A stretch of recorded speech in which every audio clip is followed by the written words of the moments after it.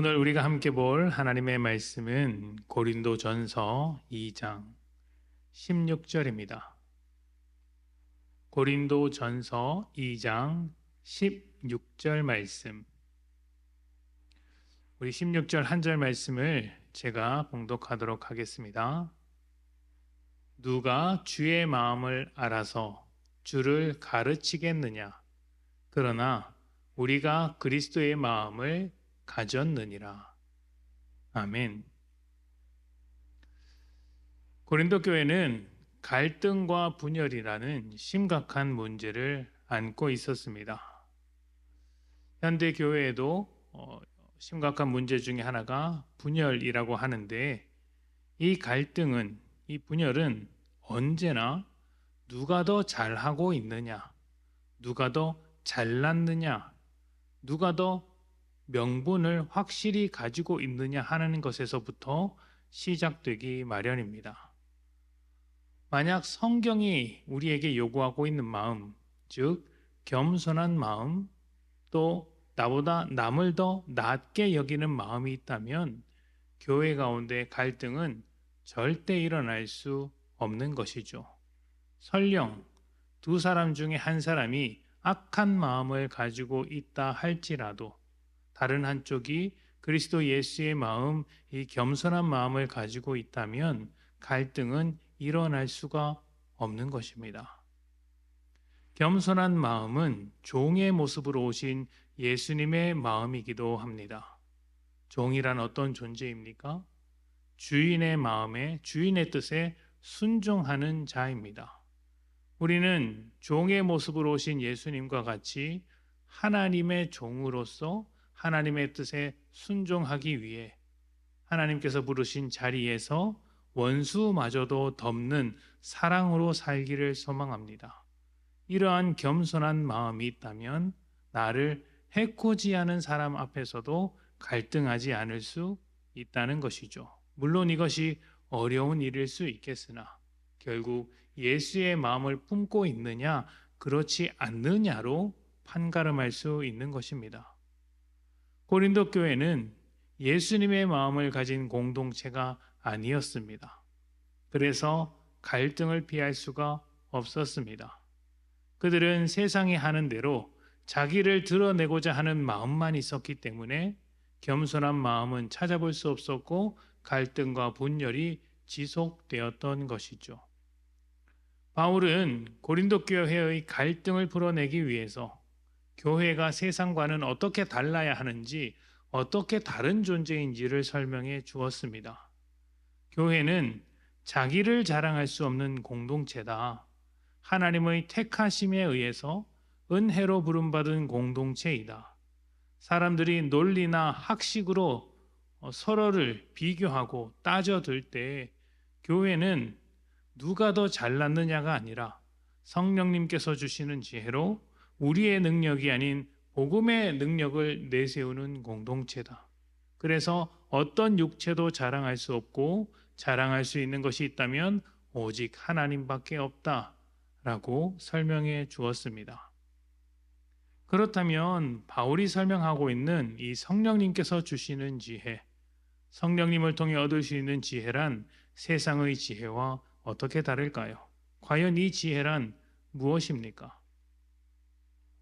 결론을 먼저 말씀드리자면 성령님께서 주시는 지혜는 다름 아닌 십자가의 은혜를 아는 지혜라고 할 수 있습니다.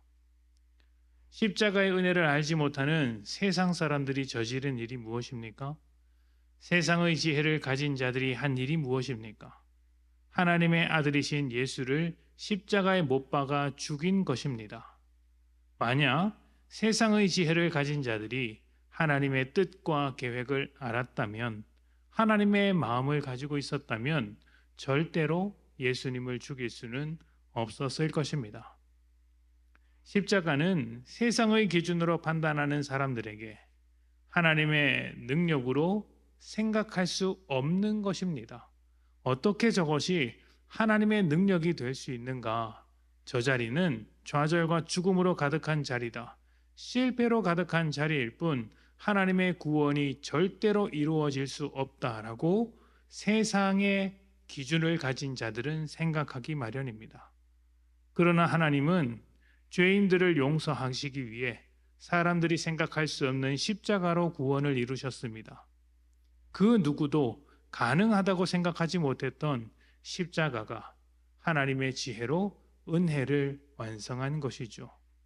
이 지혜, 세상이 알 수 없는 이 지혜는 오직 성령님의 도우심으로만 알 수 있는 것이었습니다. 우리가 십자가를 통해 알 수 있는 것은 세상에서 말하는 어떤 학문이나 지식이 아닙니다. 십자가를 통해 배워야 하는 것은 세상에서 말하는 어떤 것이 아닙니다. 자기 아들을 십자가에 못 박아서 죄인들을 불쌍히 여기셔서 구원하신 하나님의 마음을 알아야 합니다.